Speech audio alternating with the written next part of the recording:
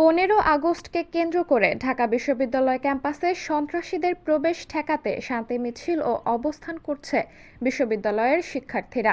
বুধবার 14 আগস্ট রাত 11:30টার দিকে বিশ্ববিদ্যালয়ের বিভিন্ন হল থেকে শিক্ষার্থীরা আলাদা মিছিল নিয়ে ক্যাম্পাস প্রদক্ষিণ শুরু করেন। এ সময় শিক্ষার্থীরা হই হই রই রই, খুনি হাসিনা, সন্ত্রাসীরা গেলি কই, কোথায় গেলি খুনিরা, কই গেল তোর বাপেরা, জেগেছে রে জেগেছে, ছাত্র সমাজ জেগেছে, লেগেছে রে লেগেছে, রক্তে আগুন লেগেছে, ফাঁসি চাই, খুনি হাসিনার ফাঁসি চাই, আমার ভাইয়ের রক্ত বৃথা যেতে দেব না, সন্ত্রাসীদের ঠিকানা এই বাংলায় হবে না, অ্যাকশন অ্যাকশন ডাইরেক্ট অ্যাকশন ইত্যাদি স্লোগান দিতে থাকেন।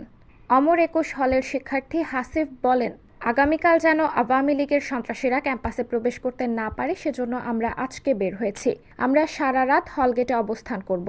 তাছাড়া আগামীকাল সকালে বৈষম্য বিরোধী ছাত্র আন্দোলনের অবস্থান কর্মসূচির মাধ্যমে আমরা স্বৈরাচারের দোসরদের রুখে দেব। শহীদ সার্জেন্ট জহুরুল হকের এক শিক্ষার্থী বলেন, আমরা আজকে সন্ত্রাসীদের রুখে বিক্ষোভ করছি। আমরা প্রয়োজনে সারা রাত ক্যাম্পাসে অবস্থান করব, তবুও আওয়ামী সন্ত্রাসীদের ক্যাম্পাসে প্রবেশের সুযোগ দেব না। আগামীকাল সন্ত্রাসী লীগের কুচেষ্টাকে আমরা রুখে দেব। সাবরিনা জলিল, সবার কথা।